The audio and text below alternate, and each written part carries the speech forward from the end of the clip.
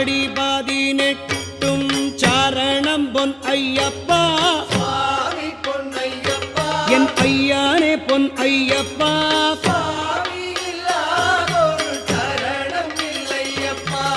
சைவ வைஷ்ணவ ஜோதியே ஓம் அறிந்தும் அறியாமலும் தெரிந்தும் தெரியாமலும் செய்த சகல குற்றங்களையும் பொறுத்து காத்து ரட்சித்தருள வேண்டும்.